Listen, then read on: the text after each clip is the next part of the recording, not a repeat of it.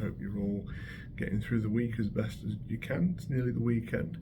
Now, what I'd like to do today is talk about a good book versus a bad book.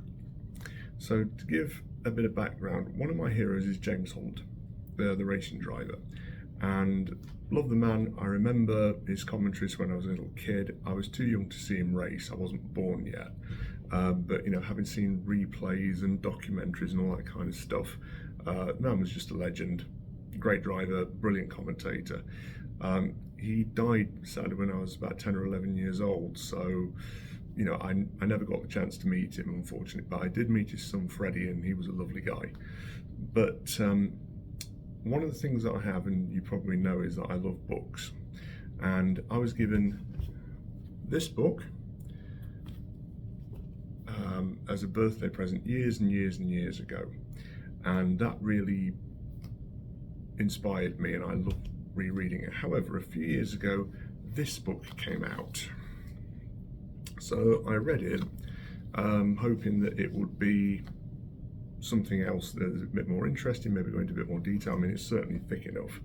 However, when I read it, it's essentially just a copy paste of the earlier book by a different author, who then used the middle third of this book to then publish another book called In the Name of Glory. And we're not just talking about rewriting the middle part. He literally just copy and pasted the whole middle section of the book. Self-plagiarism doesn't even come into it.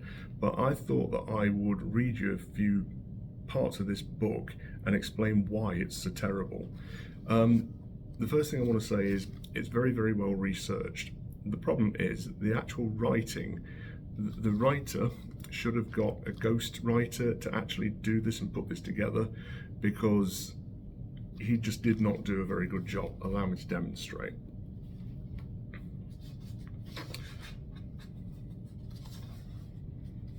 And so first of all, the Jim Carrey film Liar Liar, the word Kerry is misspelled, so clearly there's no proofreading there. Then we go on a little bit further, and we have 4 pages on how Niki Lauda left his fiancée and married his wife at the start of 1976. If you're writing a biography of one person, you want to stick to that one person. You don't want to go into more than the vaguest detail about the person he's up against. I mean, we know the story of James Hunt and Niki Lauda. It was in that film Rush, but when you're writing a biography of one specific person, you don't want to bog it down. And this book goes into even more detail, because we know that James Hunt's wife left him to head off with Richard Burton. And at one point in this book, we have a mini biography of Richard Burton that goes on for about 50 or 60 pages. We don't need to know this. We know the man was a hellraiser. We know he was a legendary actor. But in a book about James Hunt, that seems to be doing a disservice to your subject. A bit further on, let me just read this out. McLaren was not the only top team experiencing severe technical problems. There was also problems at Brabham.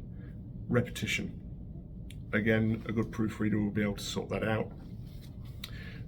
Next one, a chapter. The championship year, July to September 1976. The subtitle is Better Than Clark, As Good as Stewart. That is a supposition and an opinion rather than a biography of explaining what's going on. To write a good biography, you need to be kind of impartial. If you're writing an autobiography, then yes, you can be partial, though it would be probably a little bit narcissistic to write something like that. And we get more of this stuff. Another extract I want to read is, but others do not remember the relationship between James and Niki being anywhere near so congenial. Throughout that year, James had had a sort of testy relationship with Niki. Niki was being a little bit the Austrian brat. However, it then goes on, Hogan had sensed a chance after Lauda's accident and Reutemann's retirement. Hunt was all for it, but Lauda was balked at the idea of being Hunt's teammate. James had no problem at all. He said, "You've got to look at it this way, thinking about the game, and the competitors are somewhere." And Niki was, ooh. Now, in Niki Lauda's book, To Hell and Back, he actually says, I had no problem with the idea of being James's teammate, and I was all up for it. Now, James Hunt and Niki Lauda were friends. I think there's a bit of a difference there. It's like the old thing about, if you've ever seen that Penn and Teller episode about the Bible, and they make the point of Elvis's cookbook having two different recipes for the same thing, which is the true one? You're never going to be able to work it out. And there's too many cooks in the kitchen. One last thing I want to mention. There was a magazine article which is briefly referenced in this book about some journalist in Holland who slept with famous men. Now, at one point, the author of this book says that this is incredibly seedy. He then goes on to translate the entire article from Dutch into English, which goes on for about 6 pages. If you're thinking something is seedy, why would you publish that? And why would you write it in that way? This book is just full of contradictions, waffling, extraneous details that you just don't need. The book is nearly 800 pages long. You could tell the same story in half of that, which is why I would recommend the biography by Gerald Donaldson. James actually helped with this book before he died, as it says right in the front, and it is about as honest and true as you can get. Now, I've read another book by the gentleman who wrote this book. It was about Ayrton Senna.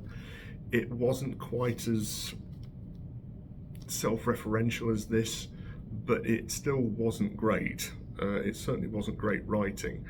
I would not recommend that you pick up this book. I would certainly recommend that you go for the early one that I just showed you. Or in fact, James Hunt's book himself, called Against All Odds, that he wrote just after 1976, is an excellent read. I will leave that there, and I will let you put your thoughts